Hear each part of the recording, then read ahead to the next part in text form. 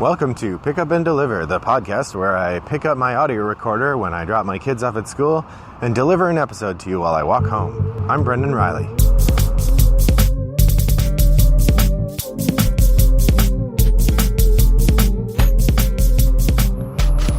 Well, good morning, listeners. It is a gloomy day here in suburban Chicago. I feel like I'm about to get rained on. It's not gonna happen, but it feels like it. If you've had days like that, the ground is wet from an earlier rain, and I'm sure we'll have more today. My semester is ended. I have boatloads of grading to do, along with many other obligations, but I am done with my daily schedule, which means that the schedule for this podcast may change. At present, I'm going to use it, so if you'll pardon a moment or two of personal conversation. At present, my plan is to use this podcast to help keep me active a bit.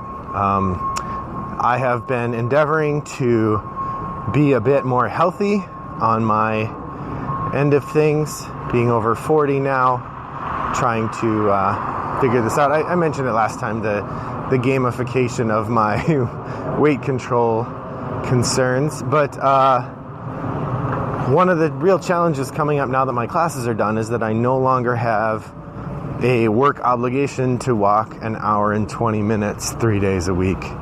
And I suspect that's going to make it harder for me to get exercise. So one of the things I'm going to try to do is get into my workday a couple walks of, the 40-minute variety.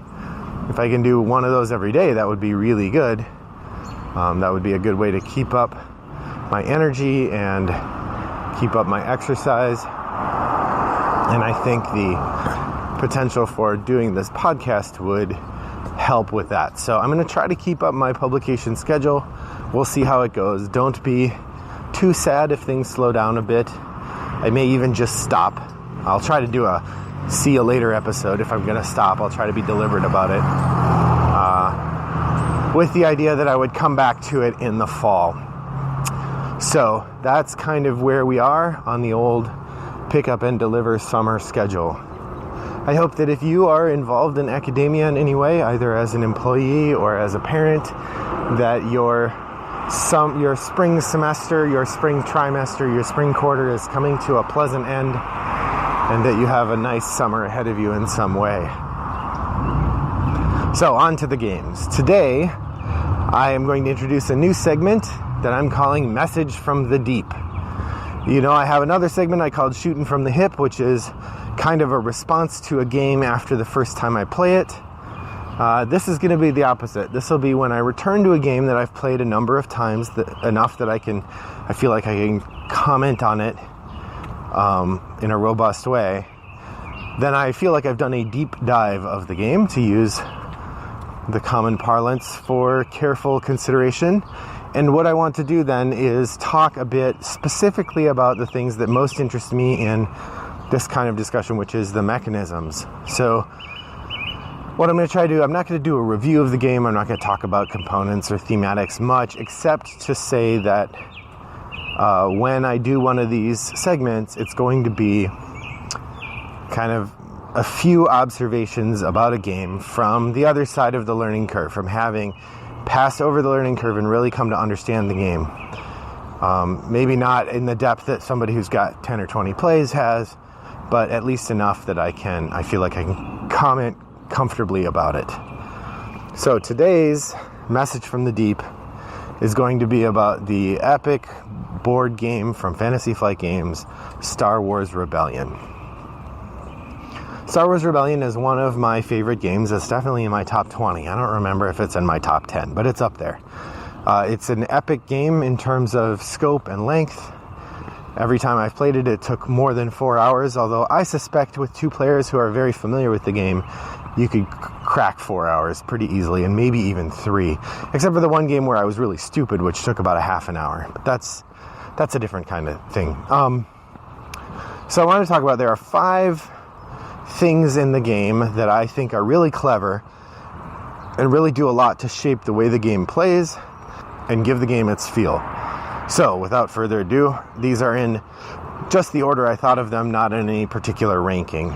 But First, I wanted to mention, so the game has an interesting mechanism for moving its troops, which is activation of a system. Now, one of the designers or the lead designer, head designer, credited designer for Star Wars Rebellion is Corey Konetska. Corey Konetska is also one of the co-designers or listed co-designers for Twilight Imperium 4. Twilight Imperium 4 is Fantasy Flight's flagship epic space game, one that I've played Twilight Imperium 3 once, and I really enjoyed it.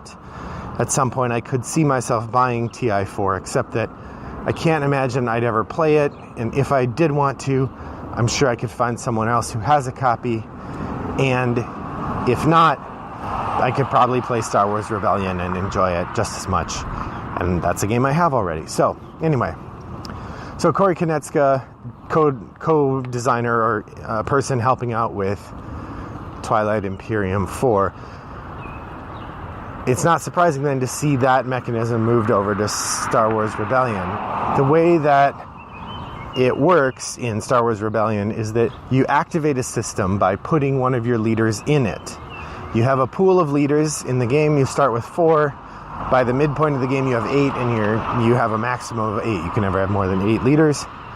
And you use your leaders to do missions and to contest missions done by the other player and to activate your troops to do combat.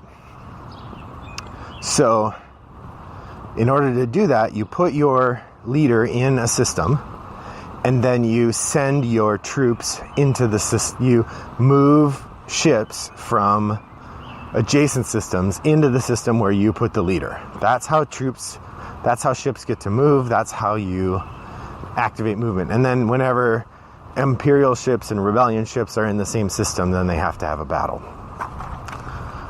So what makes that interesting is the secondary rule, which is that you can never move ships out of an area where there is a leader. So why is this valuable? So this is a really interesting trick because this is an interesting element because it keeps you from moving your ships all the way across the board. If you didn't have that secondary rule, you could put a leader in a system, move the ships in, then put a leader in the next system, move the ships in, and so on. But if you're not allowed to move ships out of a place where there's a leader, then you can't move them across the board in a speedy turn, with the exception of one card that I believe allows you to, although I think I need to go look that up. The other part of that that's really interesting is the accomplishing a mission. So you also use these leaders to do missions. The missions all will say resolve or attempt in a particular place. If you're resolving, there's no disputing it by the other player. Most of the resolve mission things are on the Imperial side. So like when the Imperial side wants to start a big project, the Rebellion can't stop them. They do resolve, but they have to put their leader somewhere particular. In the same way, the Rebel player has to put their leader somewhere. So the one thing you can do is try to foment support throughout the galaxy. When you foment support, then you get when you foment support, then you're going to get manufacturing from those planets and so on. And that is an attempted thing which can be contested by the leader. So here's the part where the activation bit gets really interesting. Say that I have a planet with a couple troops on it and I really want to hold it. And my opponent has a bunch of, say I'm the Rebellion and I have a couple troops on a small planet. And the next system over, the Empire has a bunch of troops on a big planet. Well, one way that I can take advantage of that is I can do a really interesting / critical / important mission on the planet where the Imperial player has all his ships.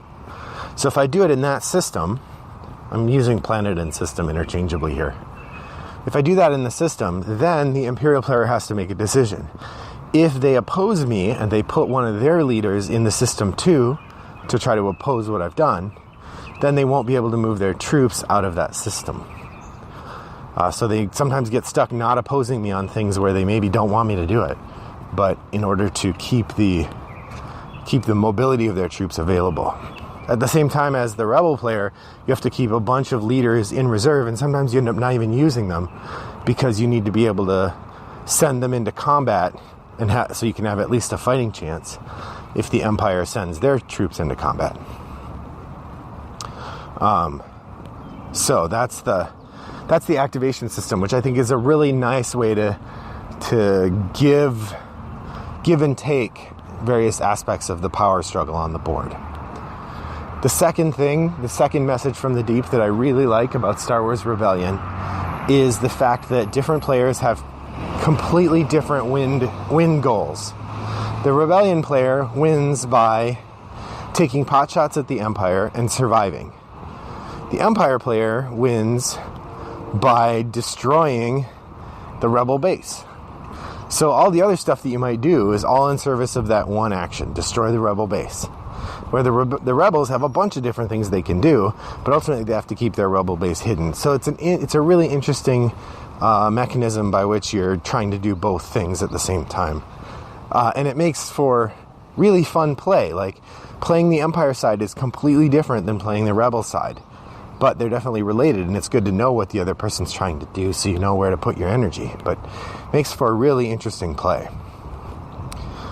In a similar way to the competing win goals, the players have a really uneven start. The Rebel player gets maybe an eighth of the number of ships that the Imperial player plays. The Rebel player starts with 3 planets. The Imperial player starts with like 8. You have the same number of leaders, so you're going to get to do the same number of actions each turn. So from that perspective, the Rebel player has a lot of room. But the game also has information is on the Imperial side in terms of the Rebel player pretty much always acts first.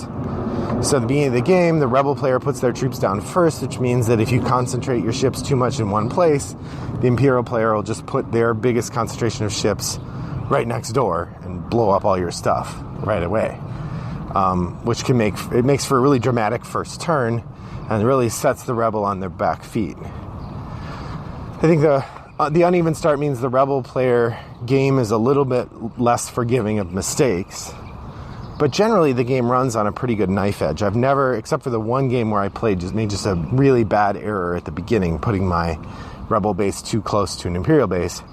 Basically, every game of this I've played has been on a knife edge down to 1 or 2 turns. So the uneven start really makes for an interesting game. It means that if you've played the Imperial side, you've played Star Wars Rebellion, but there's a whole other game you haven't played, which is the Rebel side. In a big epic game like this, I really like that there is some uncertainty. When you have opposed missions, the dramatic tension of opposing those by rolling dice is really interesting because the dice are super swingy. The dice that you roll have, I think half the sides are blank, or maybe a third of them are blank. But it's really easy we definitely had contested battles where one person came in with 5 dice and the other person came in with 2 or 3, and the person with 2 or 3 won just by a combination of lucky rolls. It doesn't happen every time. Statistically, it comes down on the side of the person with the better dice. But it's swingy enough that you have these dramatic moments. That's part of what makes an epic game like this epic, are these stand-up moments, these moments of dramatic dice rolling. One of the things that's really interesting is one of the end conditions, or what ends up being the end condition, even if it isn't intended, is the Rebels, if they blow up the Death Star, they don't win the game, but they gain 2 reputation points, which goes a long way toward winning. The Empire only wins by blowing up the Rebel base. So what's interesting is that the 2 different sides have different outcomes in terms of what they're trying to do. The Rebel side, they can attempt to do a trench run on the Death Star, but it's a dice roll. They have to get a pretty good dice roll to do it, so they're not always going to make it. By contrast, if the Empire is going to blow up their planet, they just have to have the pieces in place. So actually, that's how our game ended. I hadn't yet found the Death Star plans cards, so we ended up having an interesting battle between the two factions. My entire space fleet was wiped out, and little did I know but then his entire land fleet was wiped out, so he was unable to land and destroy the base. But then on his next turn, he used the super laser and blew up the planet. So, my opponent won. But it doesn't always work out that way, and because by the time you get to that kind of face-off, it's pretty close to losing, or pretty close to the end of the game. Usually 2 points in the Rebels' favor will swing the game to the Rebels, and so it often ends up being the win or loss condition, which can be really fun.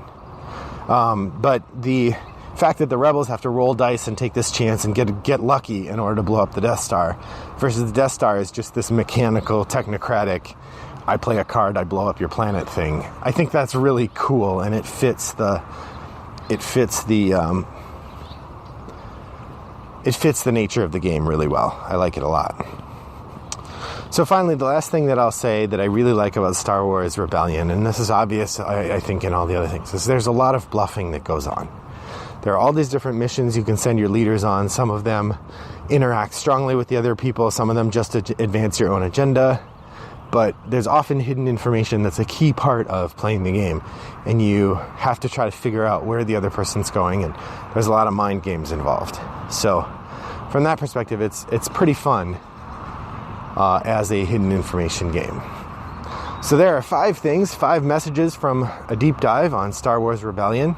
So if you haven't had a chance to try it yet and you know someone who has it, I would recommend. I have not tried the 4-player version. There's a 4-player version where each player is one of 2 people on one of the sides, and there's a kind of artificial division of labor that happens, but it's not really necessary. I don't see it being real fun to play 4 players, but I think if you had a good group and you were enthusiastic, then getting to plan your maneuvers with somebody else could be a lot of fun as well. So I could see it being fun if you had the right group, but as a 1v1 game, it's really good. So give that a try. Do you enjoy Star Wars Rebellion? Are there other big epic games of this nature that you think I should try instead, other than Twilight Imperium, which like I said, I have tried? I'd be interested to hear it in the comments. Hop over to our guild on Board Game Geek. That's Guild 3269. Or if you Google Pick Up and Deliver Podcast Guild, you can find it that way pretty easily. Well, thanks for listening. My name is Brendan Riley. Reach out and drop me a line on Board Game Geek or on Twitter at Rattlebox Games or wherever else you can find this podcast.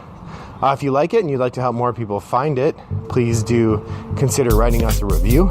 Positive reviews are better in terms of our ability for other people to find us, but honesty is the best, I think. So thanks so much for listening, and I hope that your next walk is as pleasant as mine has been. Take care. Bye.